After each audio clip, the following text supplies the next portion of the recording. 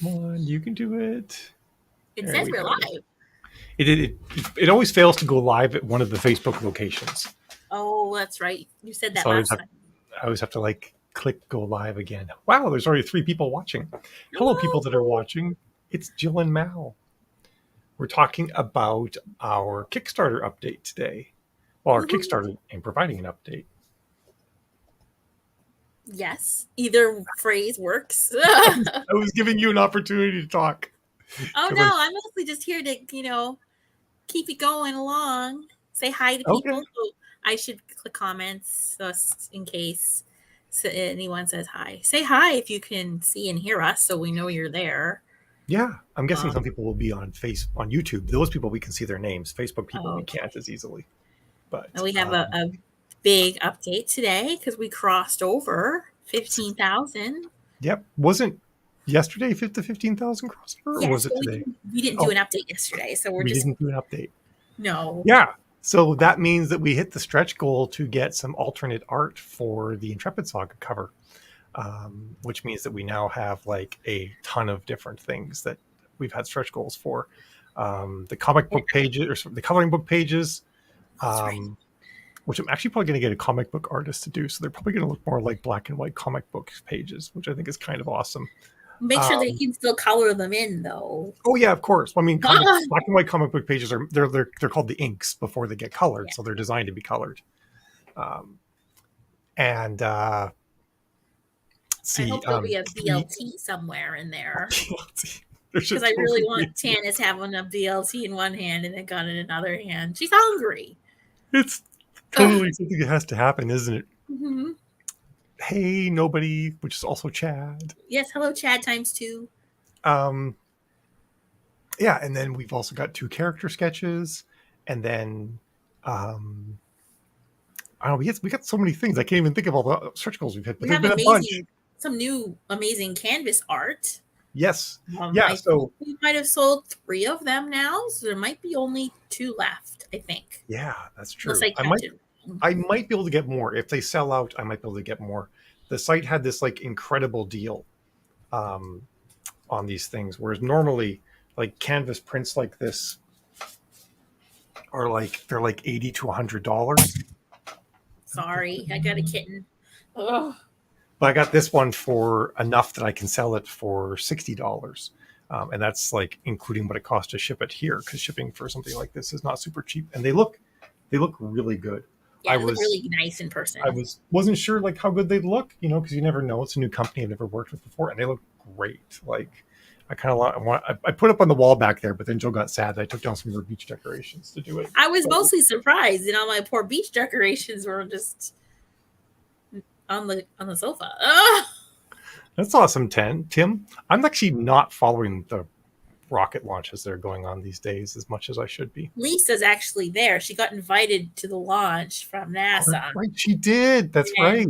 So I don't know if she's gonna be able to like stay or have to go back. Well, it's not the launch yet. It's a test fire.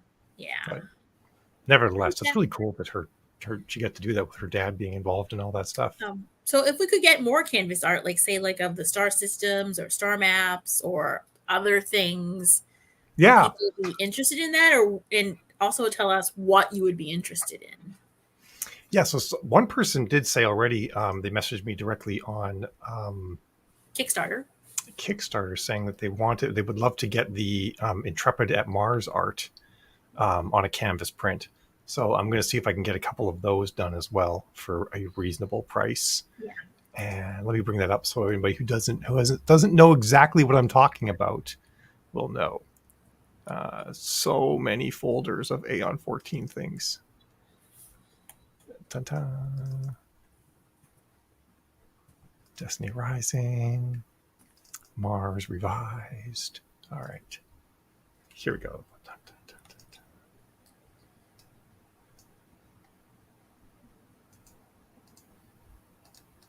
There.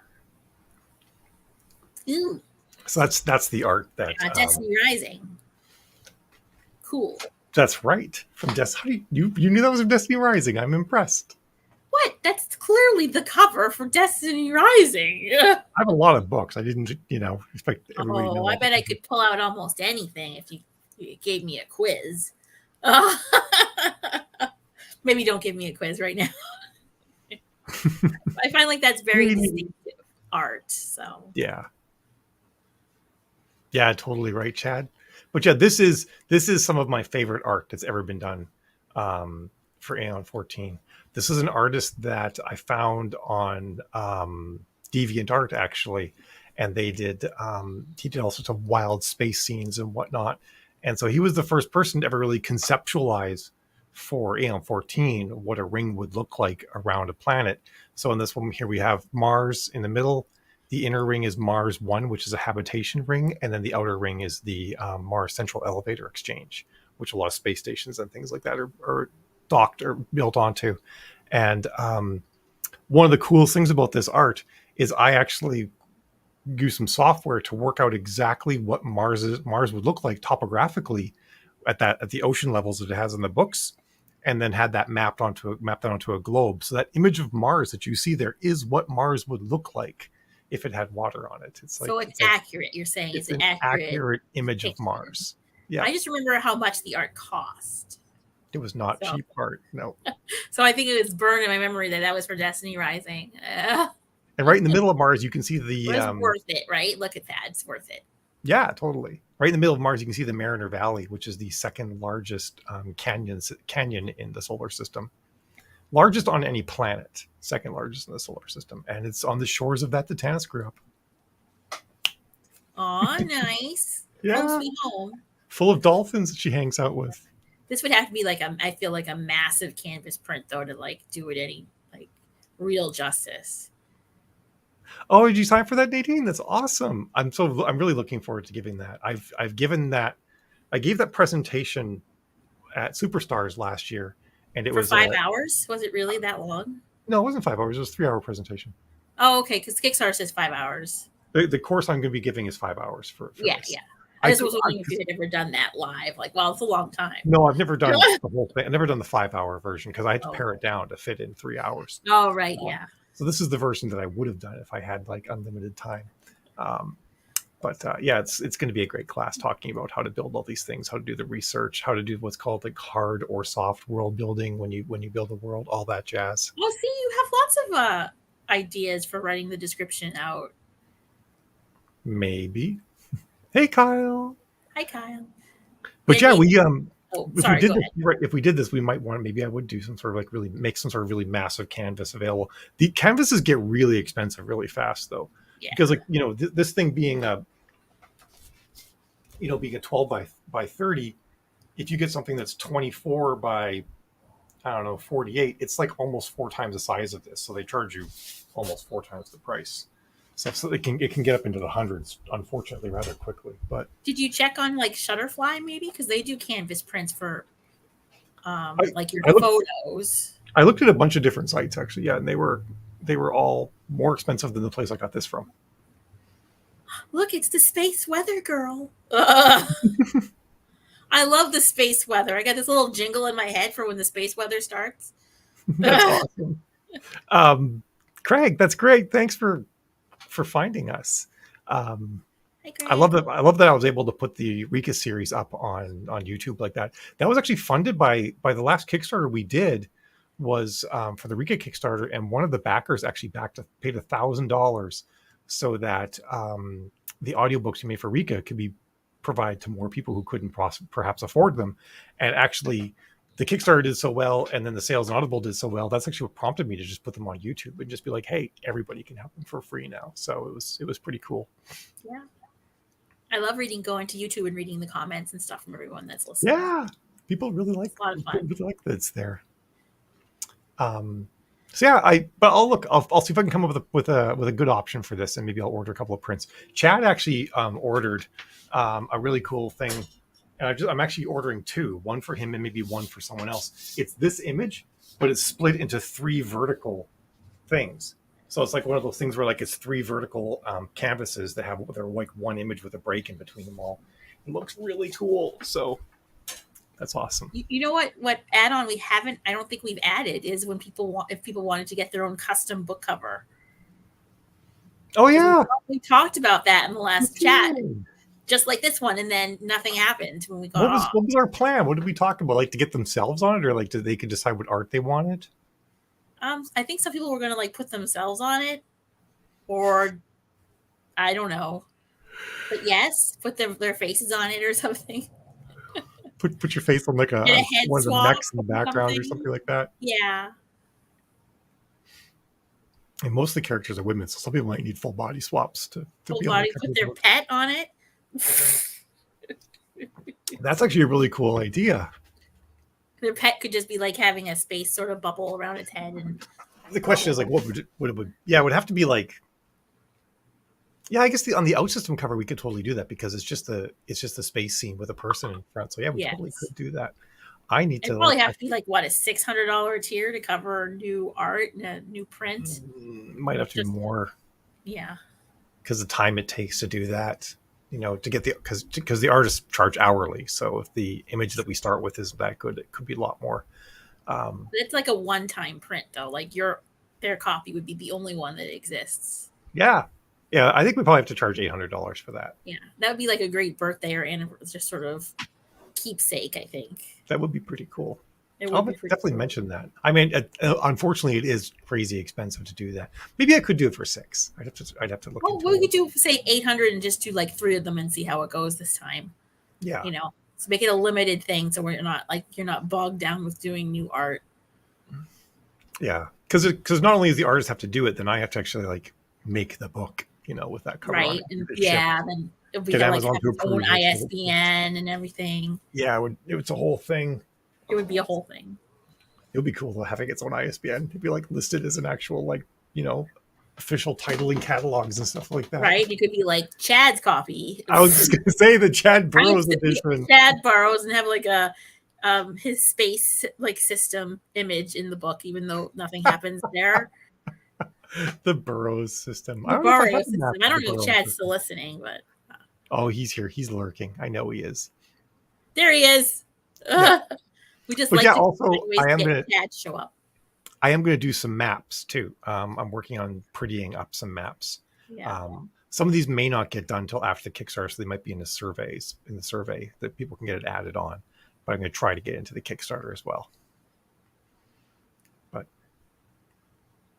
I just feel like there needs to be something fancier for the maps if I'm going to make a canvas print out of them. But I'll figure it out. I think also it doesn't need to be fancier. I think some people just like the art that's in the book. I guess. I feel like that would be just a great print to put like above your bed or something, or over your headboard. Yeah. Sorry, someone was actually messaging me in Discord something about that they really like this image. Let's see. Sunshine has a question in Discord. I think Mal could read the weather. Can Mal read the weather? Oh, Yeah. I don't know. There's a lot of weather to read. I think she's still writing the new one. Oh yeah, it's yesterday's weather. I guess I could read the weather. Sure, I'll read the weather if you get it done before we're done. Oh, she said the Sunday one is not that long. Oh, sure. I'll read the weather. Hey, Peter. Yeah, by the way, I am going to DragonCon this coming week, which is Wednesday. I'll be there Wednesday through till Monday. I fly out at 6:00 on Monday, so I'll be around in the morning. Although I have a session at 11 on Monday morning. So what time Monday you fly out? 6 p.m.? 6 p.m., yeah. Okay. You're going to miss Labor Day then. I'm going to be roasting hot dogs by myself. I guess you are, yeah. Okay. Let me stop the screen share. I'll embigger us again. All right. So I'm going to read Sunday space weather. What day was Sunday? Today's the day. No, yesterday is Sunday. Need a space jingle. I want to get someone to make that space jingle. Space weather theme. You do it, honey. Do the space weather theme. Space weather. Hello, lovely sapiens and other beings, visitors from afar and Pony Express. It's a new Sunday here in the Sol system, and things are afoot. Solar wind is increasing again. We might even see a minor G1 geomagnetic storm, which could become a G2 storm tomorrow. Current wind speed is 400.6 kilometers per second, with a density of 8 ppcc. Flare activity has gone up again, and the strongest flare today so far has been at M6.7. at 1619 Universal Time. Radio flux is up to 128 SFU, which is no wonder with the increased flare activity. And Olu, I've never say that word out loud before. Olu reports another slight increase by 0.5% in the last 48 hours. Sliding window, which gives us a new value of 1.5% above average. That's for the neutrino. Neutrino count? It's a neutrino count, right?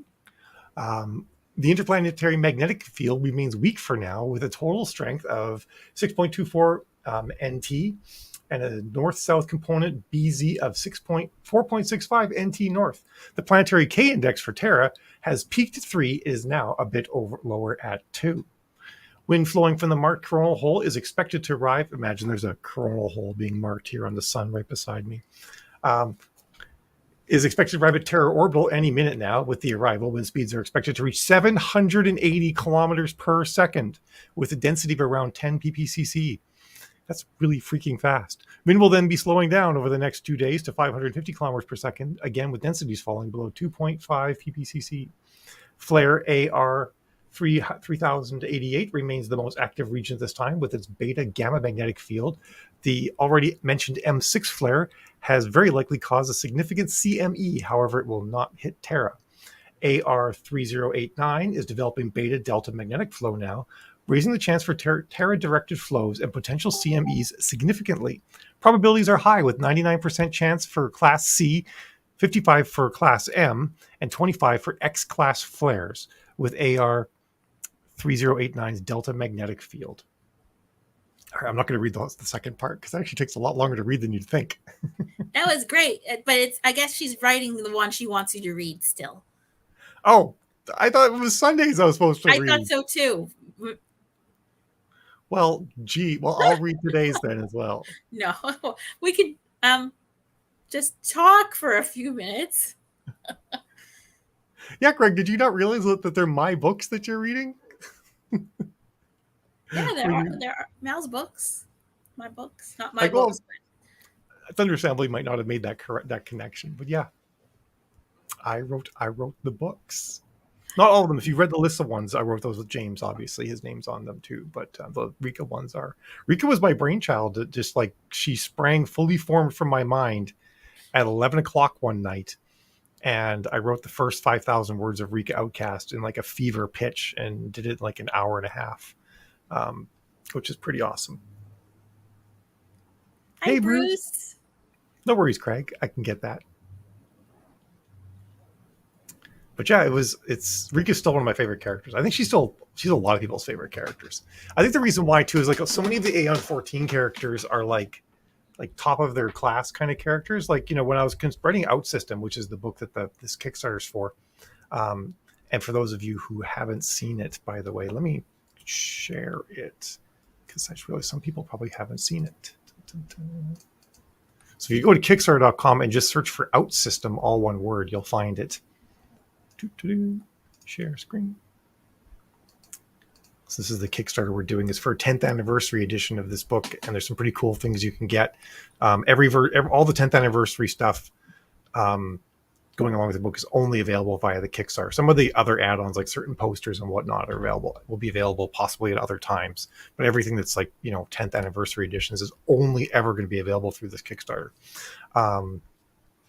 But the book Outsystem, when Tanis, who's the character on the cover there, when she left the Sol system on a colony ship, right? Like it's a colony ship of 2 million people out of a star system with 3 trillion humans living in it. So obviously, only the creme de la creme are getting on this ship. So I had to write about all these hyper competent people and whatnot who are top of their game, and then figure out ways to, mess them up. But Rika is different because Rika is young and damaged and unsure of herself and has to build herself up from nothing. So we get to see a character in Rika that we don't normally get to see in Aeon 14. Actually, some of Jill's characters, like Kylie Rhodes, are a lot like that as well. Kylie is definitely damaged goods when we first meet her. I get grief for that too in the first book. It's like, hold on, there's character growth and development going on here, people. Just gotta hang in there. Hey, Ken. Hi, Ken. No, you're right, Craig. I was just thinking that as when you said that, I'm like, shoot, like I don't think it says MD Cooper probably on the YouTube videos that you've been looking at. So I think it says yeah. Aeon 14 fans or just Aeon 14. Well, Craig was probably watching on the Aeon 14 YouTube channel. Yeah, that's what I was just looking at. Yeah. Oh yeah, I don't think it says fans or anything. It just says Aeon 14, Maybe and it then of doesn't. Maybe course, it just and says then the Aeon 14. Yeah. yeah, Doesn't and say like official MD Cooper channel or anything. I'm also broadcasting there, but Yeah, that's probably how he found this video. yeah. So no harm, no foul. I should probably touch You that. probably should add it like official channel of MD Cooper, Now maybe. that I think about that, or like buy MD Cooper or have my name in there somewhere. Although to be Nice honest, with AM14, Rose. the AM14 name is really what I'm building everything around anyway, because there are a lot of authors who write in AM14. Hey, Cytheros. It'd be nice though if people know they're not just watching like listening to like a bootleg copy of Rika or whatever, that it's like official. I think it says official. No, I don't think it did. In the description. It does. Are you sure? Yep. Yeah, it says like Doesn't all of them have a description. All the audio on there has a description saying something like not our video, but the audio book. Yeah, I know what you mean. So like it's official version released by the author. Yada yada yada. Oh, okay. I did some marketing. Yeah, nothing that appears though on that like title page on YouTube though. Okay, Craig, that's good. It has my name on the cover. I was like, I sure hope I put. Yeah, the names are on your cover. Yes. I'm like, thank goodness. That would have been really embarrassing if I didn't do that. It is the official cover art, so yes. Yeah, but I did it differently. Like I put the title on the left and everything like that. So I did. It was entirely possible that I might have forgotten to put my name on it. So yeah, I'm really stoked about all the stuff we're going to do. I'm especially stoked about the other art option for the Intrepid Saga Omnibus. Do we know what that art's going to look like? I do. Is it still a secret? Because I had I'm going to show it. Well, I'm going to show the comp. Here we are. We love the audio narrator too, Craig. Yeah, she's great. For Rika. She's got mad skills. Mm-hmm. All right, share. I did actually share this last time, I think, but I'm going to share it again because I love it so much. I probably just forgot what it looks like. All right, so the Intrepid. So these are like rough mocks. So the Intrepid Saga art that we went with was the one on the right because all things considered, spaceship ass always wins. But I also really like the one on the left. I actually like them all, but the one on the left, I actually saw some art that's a lot like that, and I wanted it was like some big Mac guns firing in space and whatnot, and I wanted to have a cover like that because in the Battle for Victoria, there are massive Mac guns firing into space, and so Phil did that comp, and it was sort of coin toss between it and the one on the right. So now that we've crossed over 15K, we're going to have both. And when you get your copy of the book, you can actually pick which one you're going to want or which one you're going to get. Of course, the books don't actually. I changed the font and everything and whatnot. So this isn't none of this is exactly what the covers look like, but you can see the covers on the Kickstarter page. Pew, there we go. Do you want to maybe throw the link, Mel, in comments or something for the I Kickstarter? could totally do that. People should click on it if they haven't been there yet. Dun, dun, dun. Hi, Laura. Thank you. But it won't post to Facebook, but it will post to YouTube. Okay. There we are. Oh, yeah, look, I saw a comment on YouTube come in with the link. Ta-da! Ta-da! Yeah, so... It says project build at the end, though. I don't know if that worked. It's fine. It's just a reference from where people clicked. So, yeah, I guess that's kind of the update right now. Oh, I guess the other thing is I have finished writing all of the add-on copy, the additional extended edition copy. Not copy, stories. I don't want to call it copy. It's not ad copy. It's book. No, it's not. It's a book. I write so much ad copy for people these days. Mark. But it must be like 30,000 new words or more? It's a little bit more than that. A little more than 30,000 words. So it's like almost the length of a new book. Yeah, it's like the length of a Perseus Gate book being added into it, on top of the already 150 pages that are added into the extended edition of Outsystem and Path in the Darkness. So it's a pretty chunky story. It's like at least two George R.R. Martin books worth of story. What are you trying to say? He writes really long books.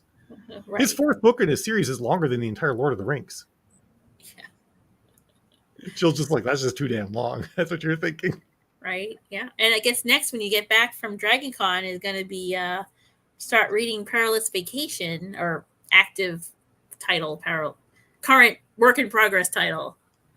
Yeah, Right? Perilous Vacation is Jill's next book, following Kylie Rhodes and the crew of the Barbaric Queen, Mr. Fizzlepop, and everything. Really, it's just a story following Mr. Fizzlepop. I mean, let's be real. Oh! It takes place before the Ascension War stuff, though, so it takes place shortly after the end of the Orion War. So in that 10-year period between those two wars, when there's a 10-year period I get to play with that doesn't affect the next giant series. So you kind of have carte blanche to do what you want there. Well, not entirely, but yeah, Tanis is going to be in it. Joe's going to be in it. What? I'm not giving any details. I'm just saying these characters exist in the book. Yeah. It's marketing, honey. I know. There's sort of a shroud of Tanis that hangs over the whole book. Whether we see her or not in this one is up for, we'll see. I know, right? Because it's just like, don't screw up or Tanis is going to come for you. Yeah, she's going to come. We are terrified of Tanis. She's like the principal. You don't want to get called to Tanis's office. Except for Mr. Fizzlepop. Mr. Fizzlepop is not scared of Tanis. Yeah. But we have to write Mr. Fizzlepop meeting Tanis, because that would just yeah. I mean, I don't want to give too much away, but in this book, there's this whole sort of thing about their last meeting and how badly it went. And Tanis's her eyelid might twitch at the name Mr. Fizzlepop. Book 2, though, I think we're definitely going to see some Tanis and Mr. Fizzlepop, Tanis versus Mr. Fizzlepop sort of situation. I can totally imagine that what could have happened, because I don't know. I haven't read it. I don't know what Jill has in mind, but it totally could be something like where Tanis had like this spread of BLTs, or something like that, and then Mr. Fizzlepop ate them all. Like that could totally be along those lines, some like that, but yeah. All right. Not exactly. And hey, Mark, I don't know if I said hi to you yet or not. I think Jill did. I did. Mark, you live in Atlanta, right? Don't you? Because I'm going to be in Atlanta in 2 days. Eva is too. Yep. Yeah, Eva, my daughter's going to be there too. Well, your daughter too, honey.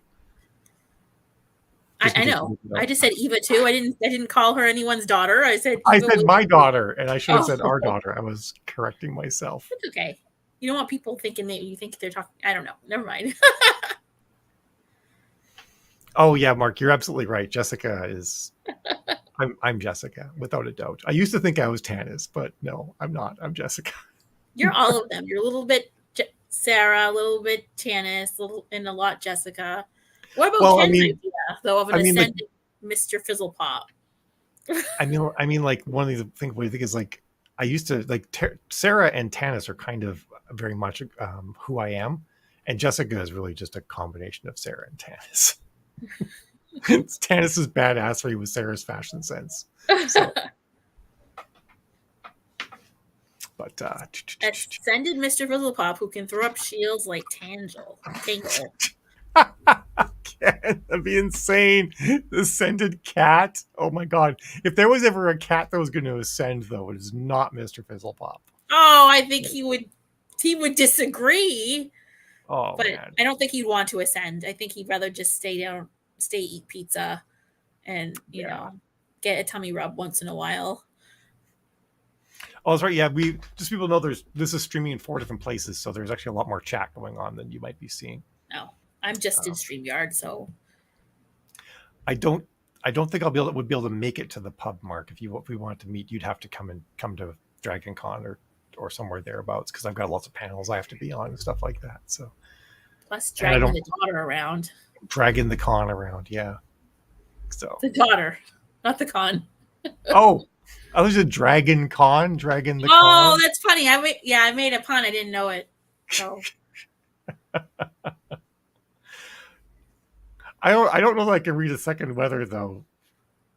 Even though that's is there like a funny part that she wants read or something?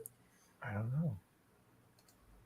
Can you do the highlights like we're like the bit before the commercial? No. All right, today. Oh, it is pretty short. Whoosh. Space weather. Ugh. Hello, lovely sapiens, other beings, visitors from far afar, and Kickstarter backers. It's a lovely Monday, and weather is surprisingly weird today. Wind speed has picked up and is now at 504.4 kilometers per second, with a density of 11 protons per cubic meter. For anyone who was wondering what PPC was um, in the last space weather, it's kind of like I have to pause because you're like, okay, wind of 504 kilometers per second is pretty freaking fast, right? Like the wind's like at Venus and then passes Earth like not that long afterward. Um, but then you think 11 protons per cubic centimeter. It's actually not that many protons in there, but it's more than you might. Yeah, it's a lot of energy. Anyway, flare activity on Sol's near side is high with almost X class flare at M8.7 at 2 today at 11 so many numbers at 11:07 universal time, the latest M being M3 at 1940 universal time. Radio flux is surprisingly high at 252 SFU. People find shelter. That's high radiation out there. Goodness, is it? Olu reports the neutron count is still increasing, 0.3 over the last 48 hours, giving a new value of 1.6 above average. The interplanetary magnetic field has also increased due to increased radiation from Sol, and its total strength measures 11.15 nanoteslas today, with a north-south component of 7.61 nanoteslas. The planetary K index for Terra has increased to 4 around lunchtime and is now back to quieter levels of 2. See, you're practically a weather girl now. I know, right? Well, you ended that really well. What I'd love to see in the space weather is like a suggested outfit for today's weather. Like, should I leave my umbrella at home because the winds are like 500 miles an hour? Do I need like a radiation suit to combat what's going on in the atmosphere? And all the other tech stuff that just sort of like went over my head. I'm not really sure.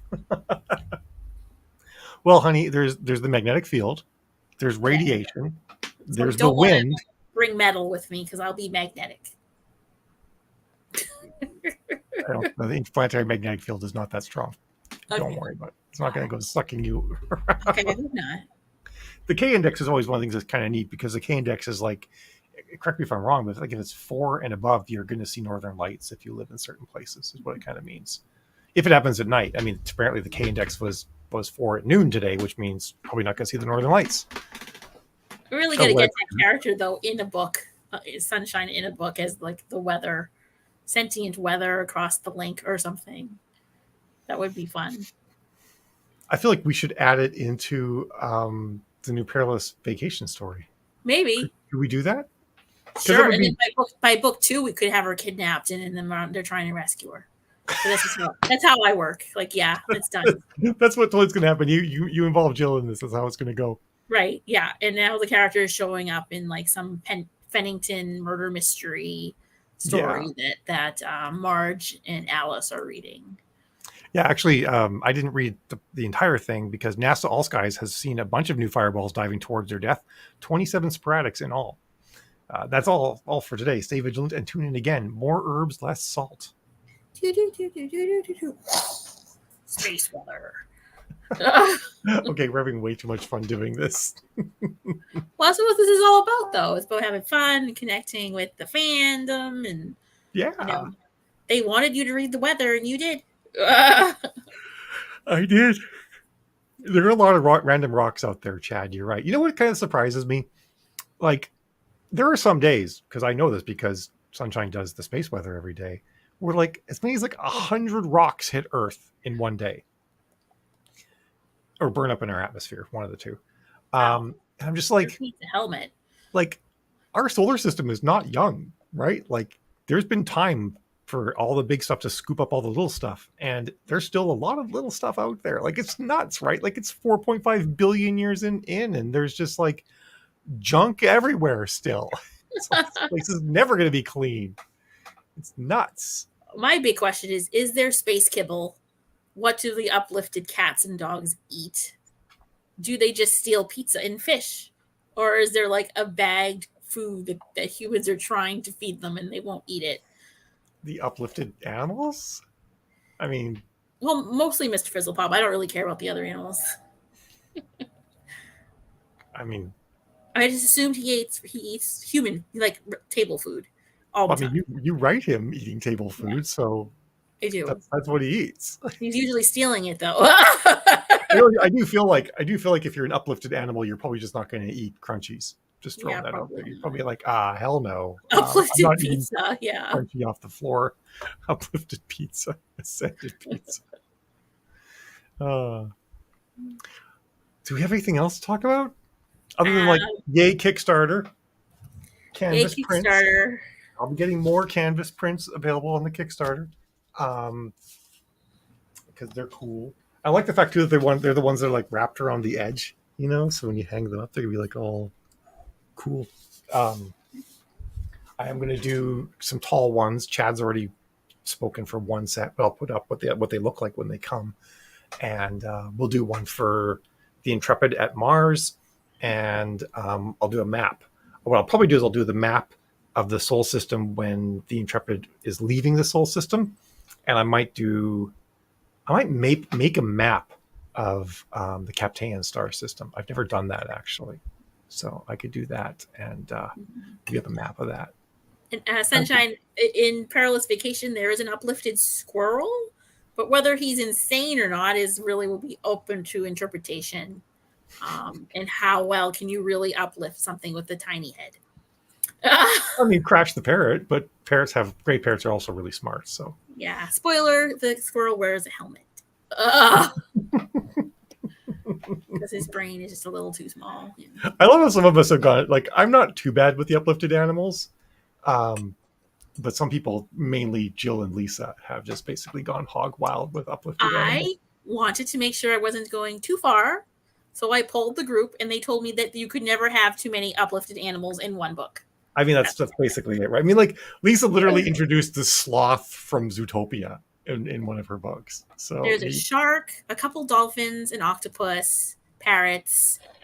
Uplifted a shark? You're not allowed to uplift sharks. 2 cats and a squirrel. I think that might be it. I feel like that's probably enough. Maybe. I need to do something funny with the uplifted dolphin that's with the characters in the Ascension War. It doesn't really do that much. It just kind of chills. It's just like a good engineer that happens to be a dolphin. Oh, and of course there's the octopuses too. There's Jenny's octopuses. Those are some of my favorite creatures because like they're always like to meet Earl. Yeah. How many ascended animals did you put in this book? I haven't read it yet. The octopus already. I know, but just when I think of them all together, I'm like, damn, that's a lot of ascended. Well, they're not all together. They're different parts of the book. They're not like all powwowing. I realize that. I mean, like all. There's Pearl, the octopus, and Arnold the shark. Yeah. You know, you're not wrong, Bruce, about it worked for Disney. Right? It works for lots of authors. Cozy Mysteries is really just an excuse to have talking cats. I think I've read Startide, Ken. That rings a bell. Also, Anne McCaffrey had the Dolphins of Pern too, you know, so not Bruce the shark. I thought of it, but I thought that would be a little too on the nose. I mean, the thing is, like, there probably are worlds out there where the uplifted animals did revolt. Yeah. I mean, isn't there an uplifted world where like everybody's like, it's the one where they're trying to get. It's a dolphin world. It's an entire world of dolphins, and they're trying to like not let Cheeky know about it because she'll get herself turned into a dolphin, so she can have dolphin sex all the time. I think that's what it was. It was something like that. So, and there is the Disney world, you know, where I'm pretty sure you made up the all dolphin world, so it does exist somewhere. Well, yeah, it's mentioned in one of the books. Yeah.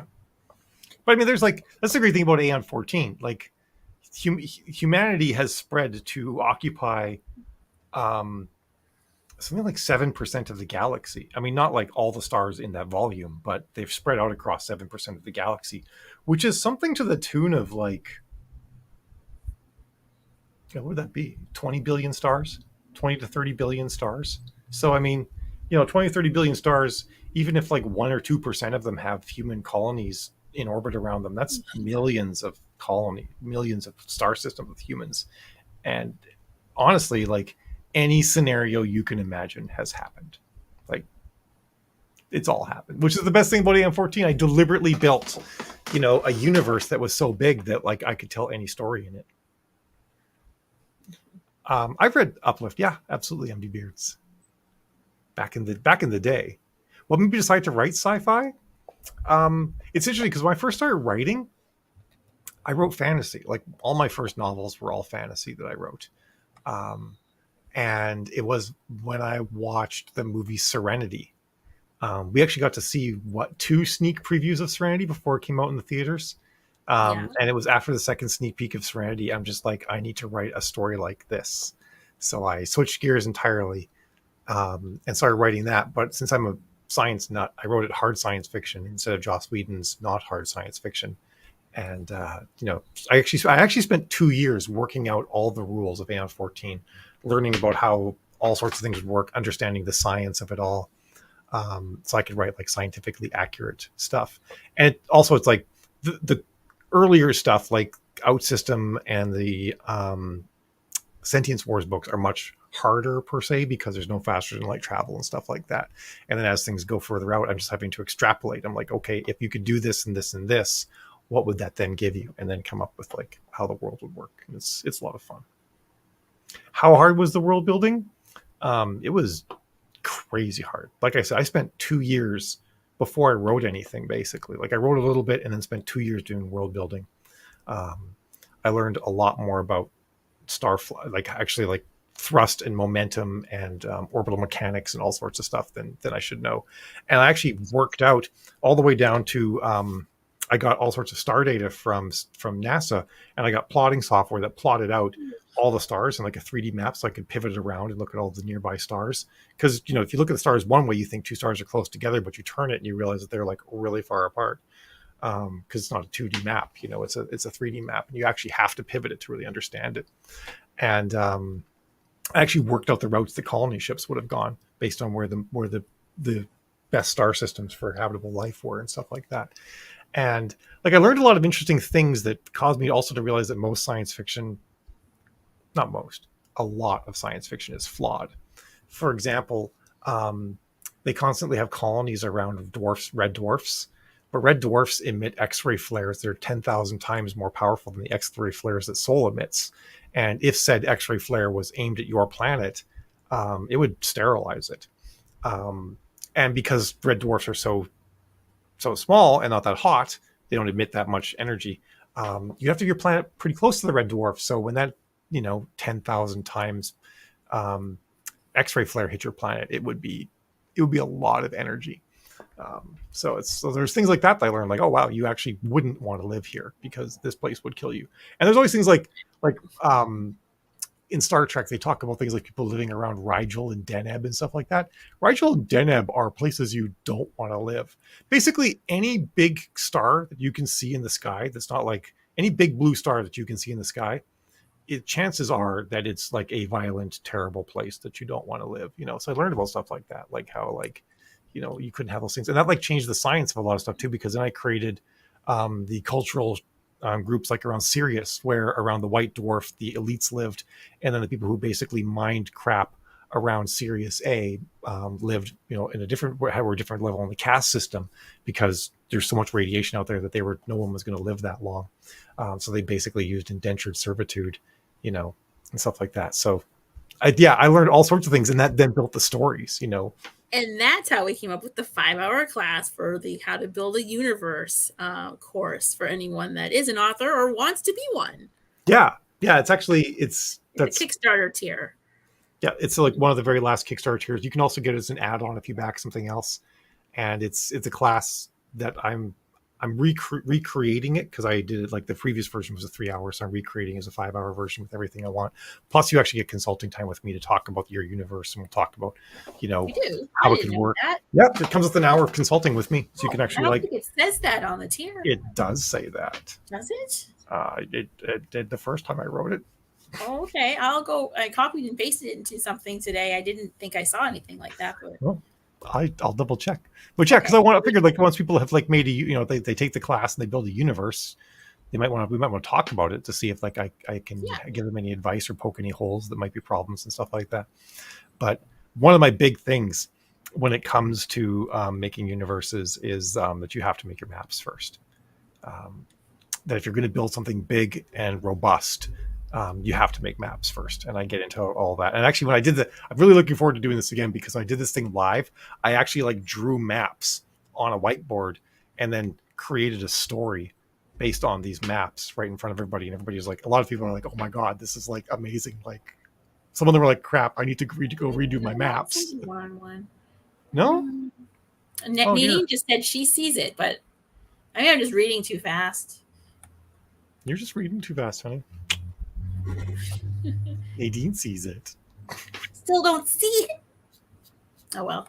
I guess you can read it. Are you looking in the tier list on the right, or? Yeah, I'm on the pledges, and then the how to build a universe masterclass. You have to look at the big list on the main screen. Oh, okay. Well, maybe we should add it to that side list. Probably should, I guess. Yeah. Because I usually don't read the main screen. I read the pledge section. The side list thing, you're restricted by how many characters you can put in the boxes. So the main thing actually has more. To edit my post from today, because I did not mention the one-on-one. Yeah, honey, there's a one-on-one. There's 4 videos. Training on the foundational elements of building a massive universe. Instruction. Oh my God, where is this? I did not see that either. Just keep scrolling. It's keep scrolling. It's about 4/5 of the way down the page. Formulas, ideas, and tools for creating your new stories. Detailed walkthroughs on how I built AM14. And I'm also going to talk about like the things I did that worked and the things that I did that didn't work and what I did to fix them. Because I think it's actually really important too. Yeah, it is. I still don't see it, so I will have to look at it. Oh, I think I found it. It's not a graphic. No, it's not. It's not a graphic. It's a lot of text. Well, yeah, because it didn't fit in a graphic. It's a lot of text. Oh, okay. No wonder I was like, well, you didn't really write that much about it. I'm not sure what I was supposed to do. Yeah, I was like, Jill was like, do you have any more information about this thing? I'm like, yeah, I wrote up a whole bunch about it. And she's like, this is kind of light. I'm like, wait, what are you talking? We were looking at 2 different things, as it turns out. So yeah. Yeah, when I'm pledging, I never read the full screen. I just go right over to the right all the time. Oh, well, gee. Now I know. The Mal and Jill show has gone on for quite some time tonight. This has been fun. On off the rails. Yeah, totally. It's fine. But you're right, Chad. Life would not be boring if you lived around a blue giant. Absolutely not. Or, well, there's blue giants, and then there's B and A class blue stars as well. So blue giants are end of life kind of stars, but like Sirius A is just I think it's an A class, or is it a B class star? Anyway, it's just really violent, and it's only going to live for like 400 million years before it dies, and it will become a blue giant, but it's kind of wild though, because like creatures lived on Earth when the Sirius stars actually came into being, and Sirius B, supernovaed or novaed, not supernovaed, it just novaed, like while land creatures lived on Earth, and it probably sucked when that happened, because it probably bathed the Earth in radiation. It's just like, yay. And that wouldn't have been that long ago either. Like it was maybe a couple million, maybe like 20-30 million years ago, I think. I'd have to double check, but it's astronomically speaking, it's like yesterday that Sirius B novaed. And then, of course, because it's a binary star system, Sirius A would have captured all of the mass and created this massive ring system around the star. And hence minors. Anyway, I could go on like this forever. Sometimes it's interesting, sometimes it's not. You never know, Chad. You never know. Although humans have only been around for 1 million years, and Homo sapiens for only 100,000. So.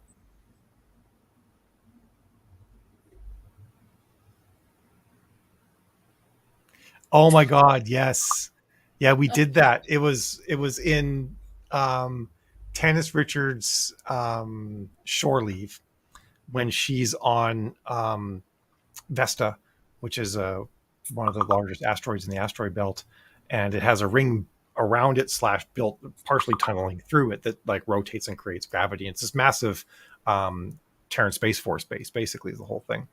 And she was like on the outside of the ring and was jumping down from one level of the ring to another level of the ring which was moving at a different speed. And I wanted to like look up, I mean, you know, the whole ring's moving at a different speed, but because of angular momentum, the inside of the ring is moving slower than the outside of the ring, just like your wheel on a bike or something. And I wanted to work out like how far would she fall straight down, or would she fall down and deflect at a certain angle? Like if you ever watch The Expanse, when they're on some things, they're like pouring water into like a cup or pouring coffee into a cup, and the water or the coffee is like moving sideways because of the angle of deflection, because they're on a rotating thing. So we did a whole bunch of math, involved physicists, wrote software, and determined that it was minuscule how far she would move. And that basically the rule of thumb is that if it acts like gravity, it acts like gravity. And like it was a lot of work to basically work out that basically the angle of deflection is so minor that like it was like millimeters after falling like 200 feet kind of thing. Like you could jump off a skyscraper and you might deflect like a couple of centimeters kind of thing. The wind would move you more than angular momentum would, which means that The Expanse is wrong. When you would pour your coffee into a cup, the water would go straight down, or the coffee would go straight down. It wouldn't deflect off to the side, which is another thing. When you do the science, you end up eroding so much other science fiction out there.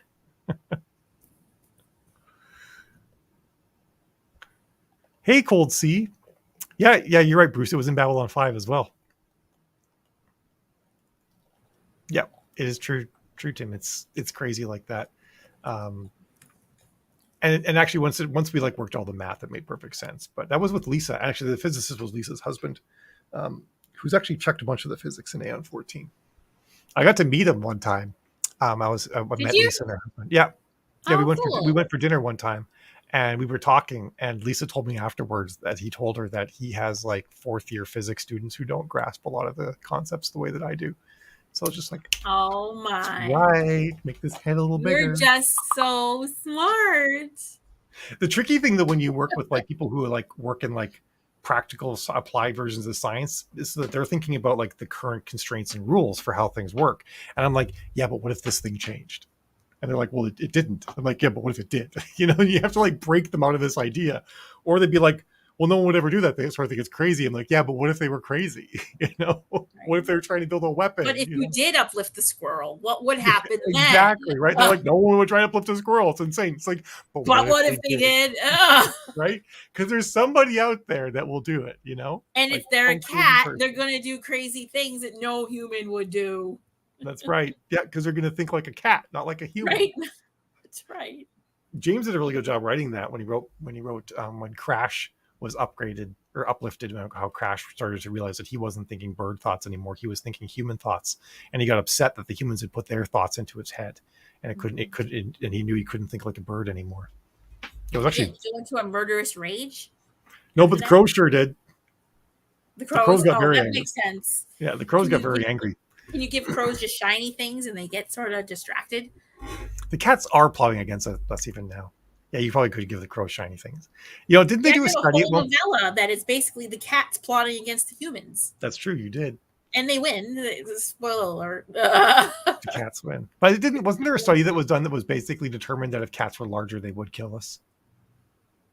I mean, I don't know how like well funded the study is. Like, what did they do? I mean, like we know that there are bigger cats and they do kill humans, so it's kind of like not that crazy to assume that bigger cats might. But then you see people like they have like tigers and hug them and roll around with them and stuff like that. So you're like, I don't know. And how we didn't really domesticate cats; they just sort of showed up and started living in our houses, and it's true. They just didn't leave, and we didn't ask them to. Yeah, that's how cats came about. We did not domesticate cats. They just sort of said like, we live here now too, and we're like, oh, you're so cute. Okay. Right, and they release like there's a pheromone or parasite in cats that make humans love them even more. That's right. It's a parasite, isn't it? Exposed to them. And is it a parasite or a pheromone? I can't remember now. I think technically it's a parasite, but it's like works like a pheromone. It's so epic. Cats would open a can themselves. So true. That's right. Yeah, I remember. Yeah, cats basically release like a pheromone / parasite that make us like them. Just like apparently, like when we see cats or human babies, and we're like, "Oh, they're so cute." Apparently, elephants think that when they see humans. Elephants have the same reaction. Elephants are like enamored with us because they think we're so cute. Yeah, they think they feel the same way that we do about cute cats. It's insane. It really has to do with how our eyes are spaced similar to a baby cat. It's very similar to a human baby, and that's why we were supposed to get that reaction to kittens and to puppies. Oh, interesting. Yeah. Side note, I finally got cat eye contacts coming. I'm very excited about that. What does that mean? They're shaped like cat eyes, but they're contacts. What? Why? For like cosplay and stuff, honey. Oh, I don't like that idea. I knew you didn't like that. I'll let you know when they don't get here. I spent a lot of money on them, honey. Please don't like throw out my contacts. Well, how much? Oh, that's private conversation. I don't want to see you wearing cat eyes around the house. No, it would be, we wouldn't see it. It would be elsewhere. Yeah, it better be. Watch. As soon as I get them, I'm going to walk out of the bathroom with these cat eyes and freak everybody out. Yeah. You'll have to figure out where you're going to work for the rest of the day. I also got these ones that like give you like giant black pupils. It's really, really freaky. You got them? Yeah. Why? They're like prescription too, so you can actually see out of them.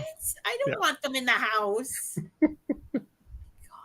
Why do you do these things without asking permission first? Like, I'm an adult and I don't have to ask permission. I'm pretty sure you do. Well, this is segued. What if it scares me? What? What if it's scary? Well, then I won't do it around you. You look so suspicious. I don't like this at all. But what happens, Bruce, when there's two wives? One wife wins. Which, I mean, one wife always wins, right? But like, how does happy life, happy wife work? Happy wife, happy life work when there's two wives? Oh no, Chad, that cannot happen. I'm freaking out now. I'm going to close the laptop. Scream and stab now. I don't have anything in bedside that could make me stab Mal. Yeah, all she has is like a blankie and a stuffed cat. So because I'm so adorable, and now Mal's gonna go around with creepy contacts to freak me out. I don't like this. I'm gonna have to get something in return. Okay, we can do that. All right, we should wrap it up though. We have we've now totally off the rails. My laptop is gonna die any minute. Is it? Well, it's almost 8 o'clock. We rambled for an entire hour. I didn't think we would go over half an hour, but it's just kind of fun chatting with all you folks. Just keeps going. Yeah. Well, it's been so long since we all got to talk this much. Yeah, it's been like a whole week. Well, not everybody. Different people are here. It's true. Different people. Yeah, absolutely. All right. But we're signing off. If you haven't gone to the Kickstarter yet, go for it. What? Oh, nothing. I was just thinking about your cat eyes again. I'm like, why are you doing this all of a sudden? Because I'm scared. If you haven't backed the Kickstarter, that would be awesome if you did, even if you just like backed it $1 or something like that, because it makes the numbers look better. And if you want like cool prints, if you want these prints and you've already backed, you can go to Kickstarter and click manage your pledge. And then on the next page, you can actually scroll down. There's lots of add-ons you can get, and you can get these as an add-on. And if there's other art you would like to have in a canvas, let me know, and I will make it and make it available as part of the Kickstarter. So we will do that. All right. All right, everybody. Ciao. Great afternoon. I think it's the evening for almost everybody here, but but not for sunshine, so be nice. Yeah. And thanks, Greg. Thanks for stopping by. Enjoy Rika. I'm glad it's so awesome to, you're rolling through it right now. All right. Bye, everyone. Bye. Ciao.